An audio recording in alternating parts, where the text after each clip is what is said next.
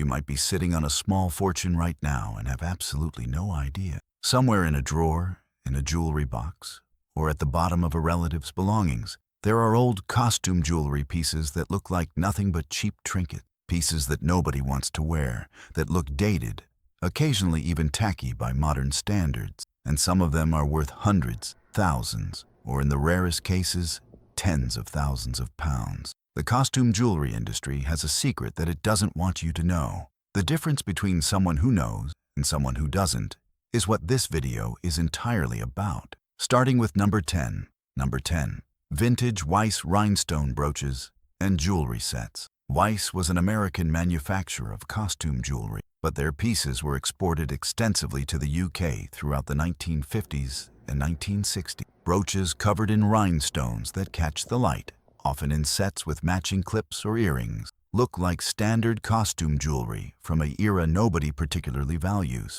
The settings are base metal. The stones are glass.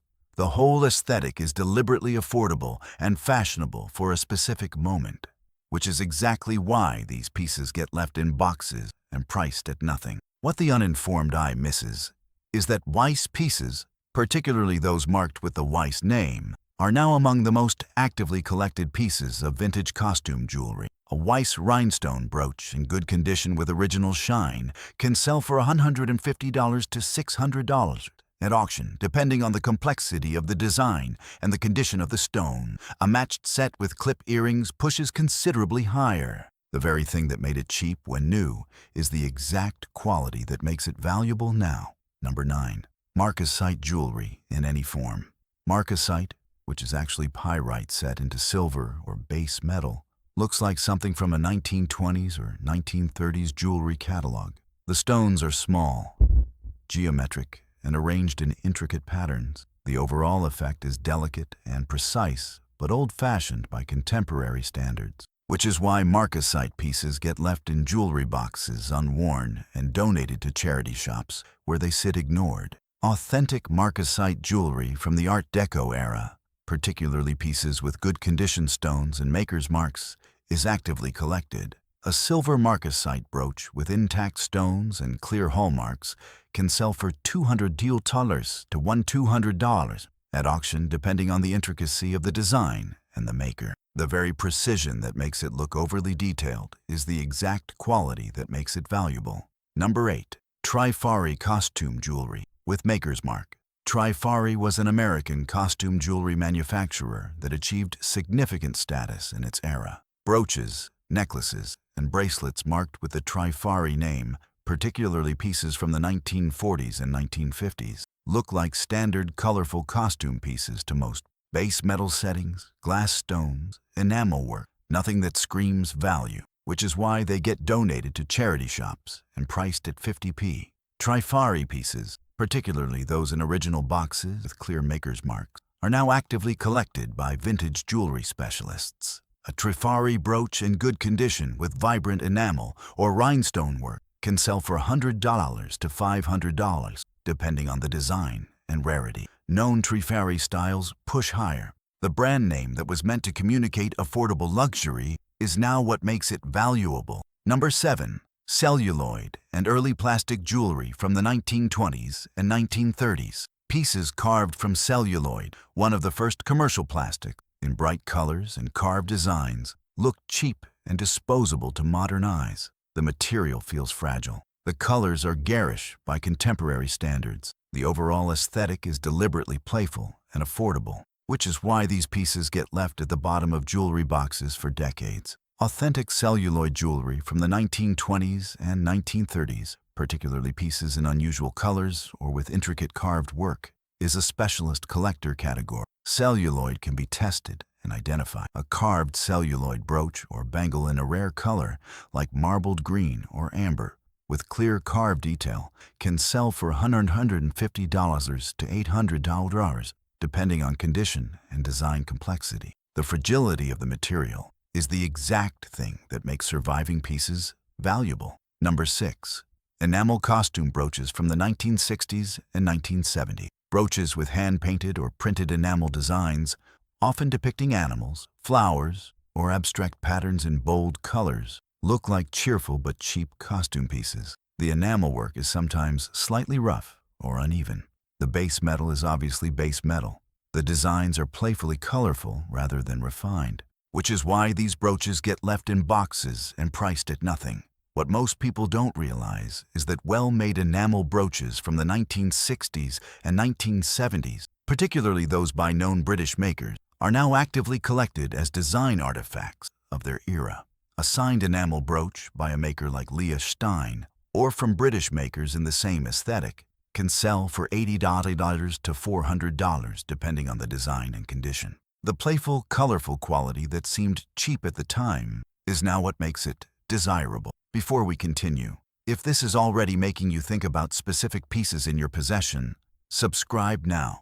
The next video covers exactly how to identify valuable costume jewelry makers and hallmarks without specialist equipment. That information could be worth hundreds to you. Number 5. Faux pearl necklaces and jewelry sets by good makers. Strands of faux pearls, sometimes quite long, sometimes in graduated sizes, look like inexpensive jewelry that served a purpose when real pearls were unaffordable. The pearls are glass or plastic. The clasp is often ornate but base metal. The overall effect is dated and obviously costume, which is why these pieces get left in boxes and never worn. What most people don't realize is that faux pearls by certain makers, particularly those produced by Japanese makers in the 1950s and 1960s with sophisticated coating techniques, are now collected as design history. A long faux pearl necklace or jewelry set by a known maker like Haskell, in good condition with intact luster, can sell for $200 to $1,500 at auction depending on the maker and the quality of the pearl coating. The very thing that made it a substitute for real pearls is the exact quality that makes it valuable now. Number 4. Jet glass costume jewelry and mourning pieces. Jet glass, which is just black glass, sometimes carved or faceted to look like precious jet, was used extensively in costume jewelry throughout the Victorian and Edwardian eras. Brooches, bracelets, and pendants in polished black glass look like costume mourning jewelry, which is exactly what they were meant to be. The setting is often base metal or pinchbeck. The carving is sometimes intricate, sometimes simple. The overall effect is somber and old-fashioned, which is why these pieces get left unworn.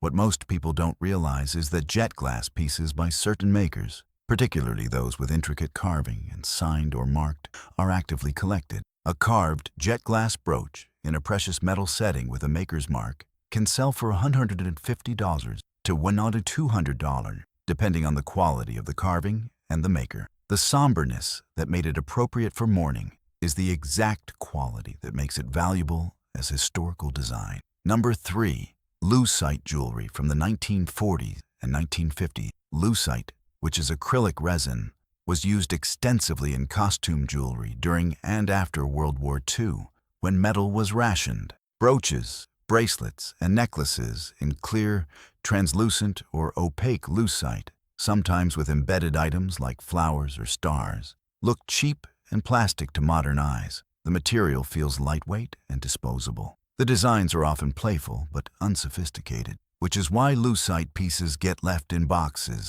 Authentic lucite jewelry from this era, particularly pieces by known designers or with unusual embedded objects, is now a specialist collector category. A lucite brooch with embedded flowers or objects in good condition with clear maker identification can sell for $100 to $600 depending on rarity and design.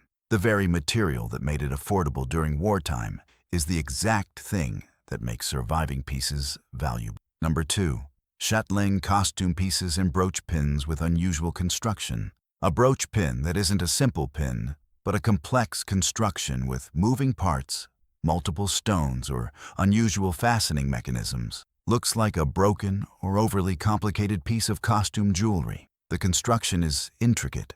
The base metal is obvious. The design is deliberately functional in a way that seems dated, which is why these pieces get left at the bottom of jewelry boxes. What most people don't realize is that costume jewelry with unusual construction, particularly Art Deco, arts and crafts, influenced pieces, is now actively studied and collected. A brooch with unusual construction, multiple articulating parts, or innovative fastening mechanisms can sell for $200 to $2,000, depending on the maker and the originality of the design. The complexity that seemed like a flaw is the exact quality that makes it valuable. Number 1. Rhinestone costume jewelry sets, original boxes included. A complete set of costume jewelry in its original box, with matching brooch, earrings, bracelet, and sometimes necklace, all in rhinestones or enamel, looks like a vintage gift set that served its purpose decades ago. The box is worn, the pieces are dusty. The construction is obviously costume, which is why complete sets get donated to charity shops in boxes, where dealers often break them apart and sell the pieces individually. Here's the thing almost nobody realizes. An intact original set in its original box is worth significantly more than the individual pieces would be separately. A complete costume jewelry set from the 1950s or 1960s by a known maker, in original condition with the box, can sell for $400 to $3,000, depending on the maker and the quality of the pieces. Breaking the set apart destroys value. The box adds significant value. The fact that it's a complete, documented set matters more than any individual stone. But here's the one thing that connects all of these. Across all periods and all styles, the single most reliable indicator that an old costume jewelry piece is worth investigating is unexpected weight. A costume brooch that feels heavier than it should. A bracelet that sits differently in your hand than you would expect. That weight, even in costume jewelry, has to come from somewhere. A piece made with quality base metals and solid construction feels fundamentally different than something made from cheap pot metal. If you pick something up at a car boot sale, a charity shop, or from a relative's belongings and think that's heavier than I expected, that's not a minor observation. That's a beginning. That's the start of a conversation with someone who actually knows vintage costume jewelry. Trust that feeling. The jewelry industry makes its money on the pieces that look expensive. The costume jewelry collector market makes its money on the pieces that look cheap. Every specialist dealer in this country has a story about something extraordinary that arrived in a carrier bag from a house clearance. A costume piece that looked like nothing particular until someone paused long enough to look at the maker's mark. Check the condition of the stone. Examine the construction. The difference between that piece ending up at a specialist auction for hundreds and ending up in a landfill is one person's willingness to look closer. Be that person. Tell me in the comments if you own anything that fits one of these categories. And if you have costume jewelry with a maker's mark you've never investigated, tell me what it says. I want to know what hidden makers are still sitting in jewelry boxes across this country. And if this video made you look at your costume jewelry differently, share it with someone who's currently clearing out a relative's home. That share might be worth considerably more than you think.